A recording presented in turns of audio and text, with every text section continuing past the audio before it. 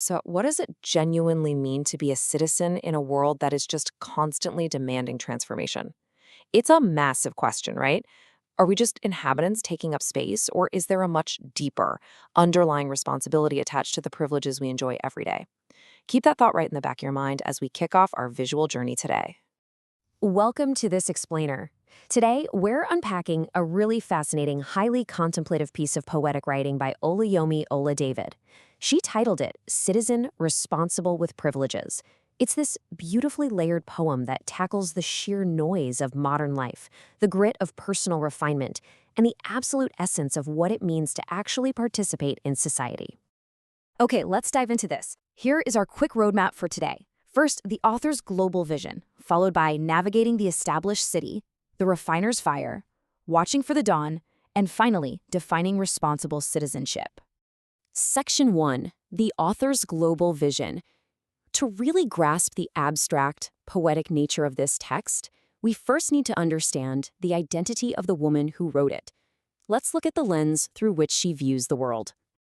The source text gives us a crystal clear look at her foundational worldview. She writes, "My Father God owns and rules the universe. He is the wheel within my wheels." Impartially speaking, we can clearly see that a deeply held faith is the absolute rock-solid core of her perspective. It informs her understanding of authority, purpose, and the cosmic order, which heavily influences the imagery she uses in her poetry. When we read this poem by Oluyomi David, it's super important to remember that she isn't just writing from some detached academic standpoint. She is bringing her entire self into the text. Let's take a look at how this builds her profile as a citizen. Her profile reveals this fascinating blend of the deeply personal and the highly systemic. She proudly identifies as a Nigerian who deeply loves people. But she also frames herself as a catalyst for change, someone intensely concerned about global development and transformation. She states that she enjoys generating solutions, influencing policy, and providing clarity. All of this grounds her abstract poetic text in a very real-world, solution-oriented mission. Section 2. Navigating the established city. With her background in mind, let's step directly into the world she builds and the opening lines of her poem. It kicks off in a place she calls the established city. She writes, established city, in showroom, loud voice, heard at intersections. Notice how fragmented and abrupt those lines are? She's literally painting a picture of a modern, built-up world. It feels chaotic. It's a place of showrooms and loud voices competing for your attention at every single intersection. It's the deafening noise of the status quo. Now, what's really interesting about this visual is the immediate contrast she introduces. We go straight from the loud voice heard at intersections into a lonely wilderness. She's suggesting that following the marked streets of the established city eventually leads to a sudden, isolating shift. The noise just drops away, and the citizen finds themselves in a wilderness.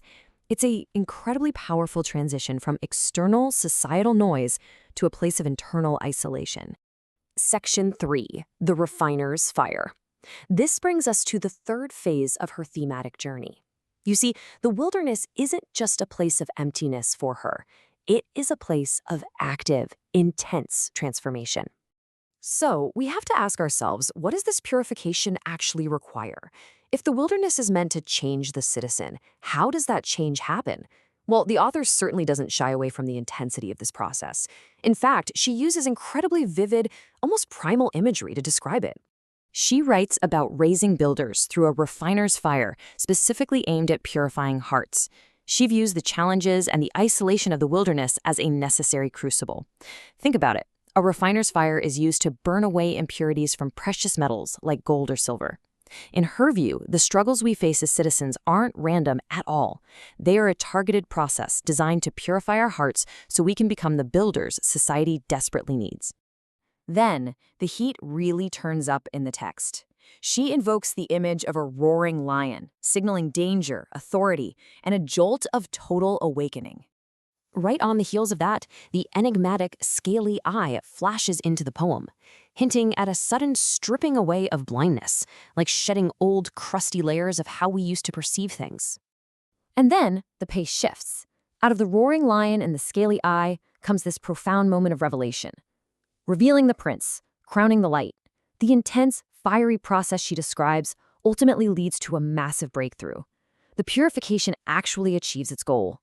The noise of the city and the trial of the wilderness have given way to a crowning clarity and light. Section 4, Watching for the Dawn. Having been refined, the citizen's role totally shifts. They are no longer just navigating the noise or suffering the fire. They are given a specific, vital posture to hold. And this brilliantly illustrates that new posture. She describes the citizen as a watcher at night, hailing morning star, forerunner. The refined citizen becomes a true visionary. Even in the pitch darkness, the night, they are actively watching for hope, hailing the morning star before the sun even breaches the horizon. They are a forerunner, standing in anticipation of a new day and a better society. It's a role of profound spiritual and civic vigilance. Section 5, Defining Responsible Citizenship. So how does all this abstract poetry crystallize into actionable, everyday civic duty? Let's bring these high-minded concepts right down to earth.